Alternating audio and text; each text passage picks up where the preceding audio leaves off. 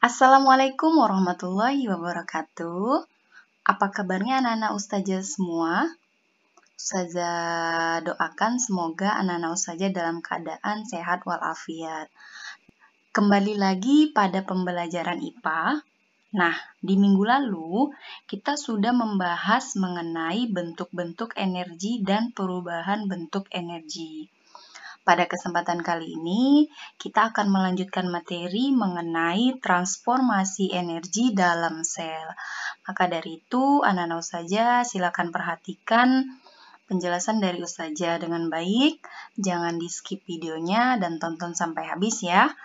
Kita mulai pembelajaran kita dengan mengucapkan basmalah. Bismillahirrahmanirrahim.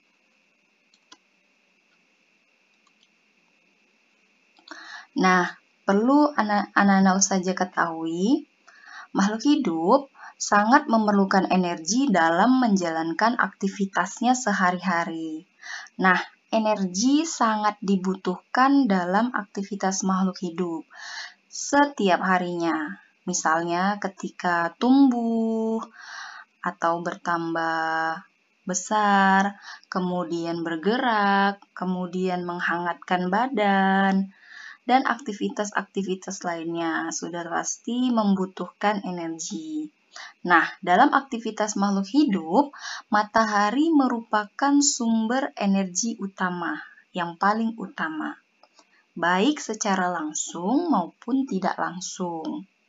Misalnya, tumbuhan mendapatkan energi matahari secara langsung dari sinar matahari, sedangkan hewan dan manusia mendapatkan energi secara tidak langsung dari matahari melalui rantai makanan dengan memakan tumbuhan.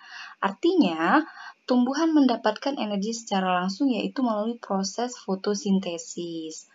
Kemudian, manusia dan hewan mendapatkan energi matahari secara tidak langsung, yaitu dengan cara memakan tumbuhan.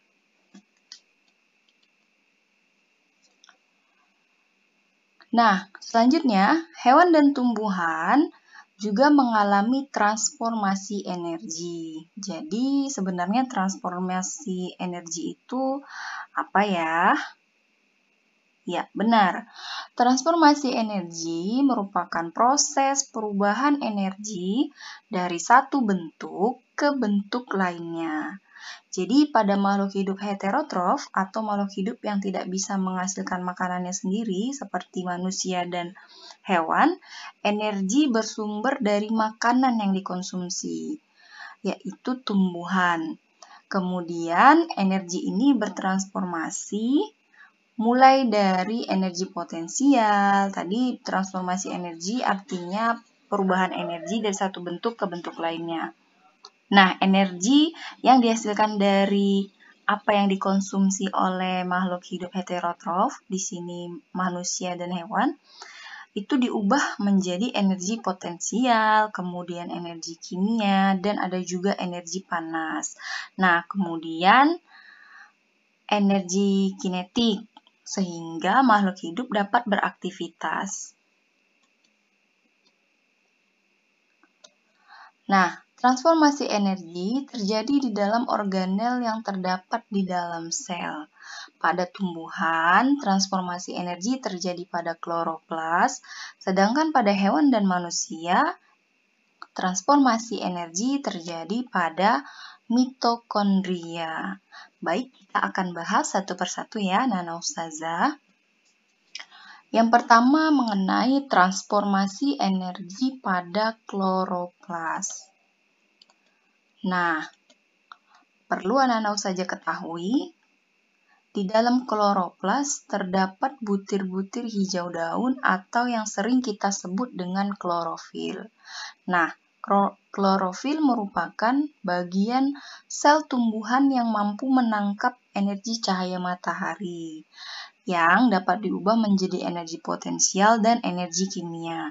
Kemudian disimpan dalam bentuk senyawa kimia atau glukosa atau kita sering sebut sebagai karbohidrat.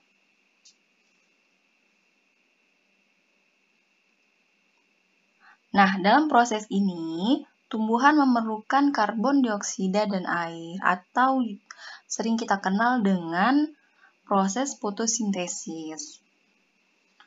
Di sini dapat Ananda perhatikan bagian-bagian dari kloroflas. Nah, di sini ada lamela, kemudian ada lumen, membran tilakoid, ribosom, plastoglobula, kemudian ada membran dalam, ruang antar membran, membran luar, kemudian ada granum, kemudian ada DNA dari kloroplas yang seperti benang-benang kusut, dan ada stroma. Nah, pada transformasi energi yang terjadi di kloroplas, senyawa kimia yang berbentuk glukosa atau karbohidrat diubah menjadi energi kimia pada mitokondria. Kemudian, sisa energi kimia disimpan tumbuhan dalam bentuk cadangan makanan sebagai cadangan.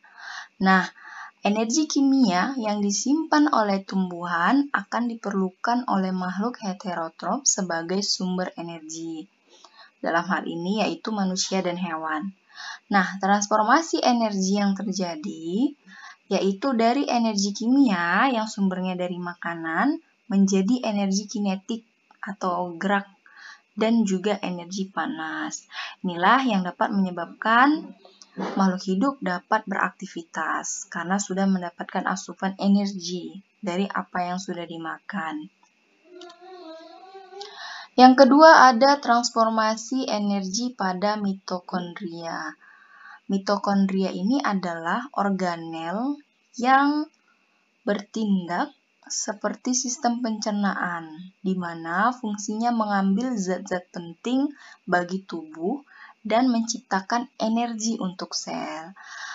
Karena mitokondria menciptakan energi untuk sel, maka mitokondria juga disebut sebagai pusat tenaga sel. Nah, di sini bisa anak-anak saja perhatikan gambar dari mitokondria dan bagian-bagiannya.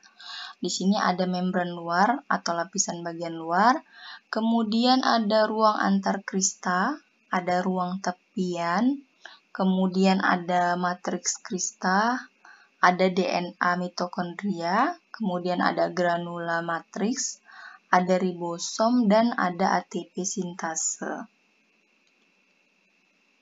Nah, pada sel makhluk hidup heterotrof, setelah makanan yang dimakan dipecah menjadi bagian-bagian komponennya dengan proses metabolisme, kemudian senyawa makanan ini ditransfer ke mitokondria. Nah, senyawa makanan tadi menjalani pengolahan lebih lanjut, yaitu pengambilan energi dari zat-zat gizi dalam makanan yang dihasilkan dan mengubahnya menjadi suatu bentuk energi.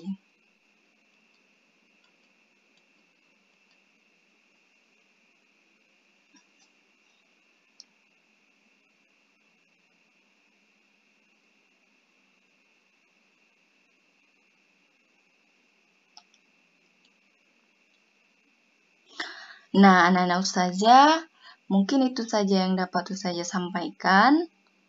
Semoga apa yang ustazah sampaikan bermanfaat dan mudah untuk kalian pahami.